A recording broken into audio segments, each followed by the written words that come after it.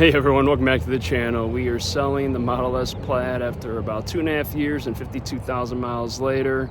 Want to do a quick recap, go over the pros and cons, and would I buy it again as a daily driver? So let's get right into it.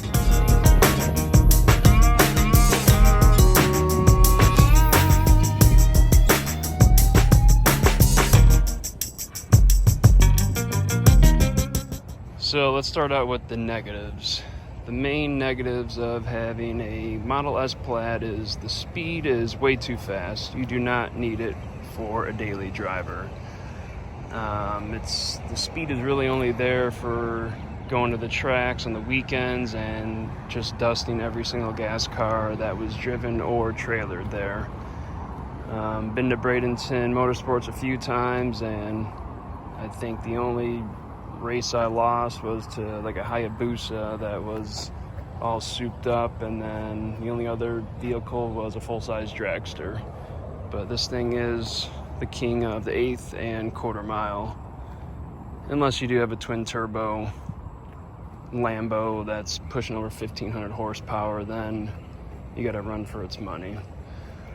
Another con is I had the 21-inch wheels, but the inside driver's side tore literally exactly every 11,000 miles right on the inside of the tire. There's still plenty of tread, but it would just tear. I don't know if it was a combination of the camber offset for traction, but I was also reading online that I guess the Michelin PS4s, something with the material was maybe recalled, or it's not the best for a Tesla in general. But every 11,000 miles I went through 3 sets, and then I finally got these aftermarket 19-inch wheels forged, but they are the same specs as the stock 19s, and these have about 25,000 miles on them and still plenty of tread. They're the exact same setup, but a little more offset, so you can see it fits more flush in the wheel well. And really the only other negative that I had is the driver's seat. And here's after 52,000 miles. I just cleaned them up.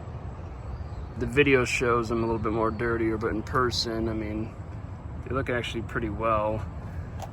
But there was times where my back, from like the lumbar support, your back would get sore after longer rides. So I'm not sure if it's something with the Model S seats or if others have had that problem, but that was one of the complaints I had. And then, of course, this is my second yoke. The first one was peeling all over, but now they have a new updated one where the horn is right here in the middle instead of here. So as far as the pros with this car, first of all, the looks, it looks amazing with the body lines, and especially the Stealth PPF really brings out the lines on the side, giving it that matte finish. But after 52,000 miles, like I said, other than going through all those tires with the 21s, since I've had the 19s, it's been amazing. Been in the Tesla once. Other than that, it's been flawless. Very reliable. I had a Model 3 before this, and after having a Model S, would not go back to a Model 3 just because this inside is a lot more spacious.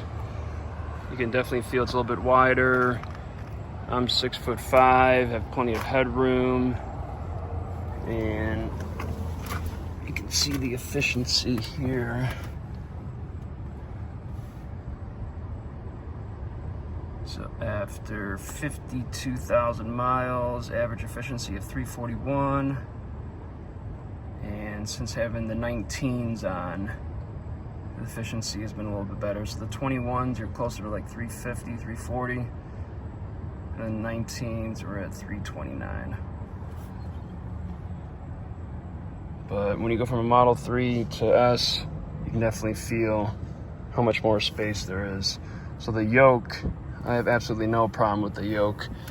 The way that it's cupped right here, your hand fits right in the slot, and even maneuvering in parking lots and tight spots, it does not slip out, where a normal round steering wheel, it would definitely slip out. So the yoke, I'm a big fan of it. A lot of people had a lot of hate on it, but I think it's, for a daily driver, I mean, I don't mind it. I could go either way, but no problems with the yoke. Never wanted to switch it, other than it peeling and having to put a new one on.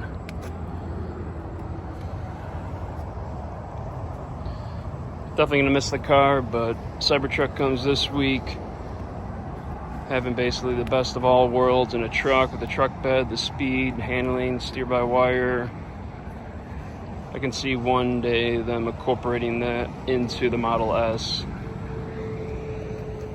Maybe a couple years or so, but if I were to buy another Model S or X, I'd probably wait till they incorporate the 4680 cells into it and the steer-by-wire.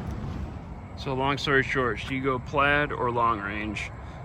You do not need the speed, just go with the long range. Unless you're gonna be tracking it every weekend and don't wanna ever lose a race to a supercar, then go with the Plaid.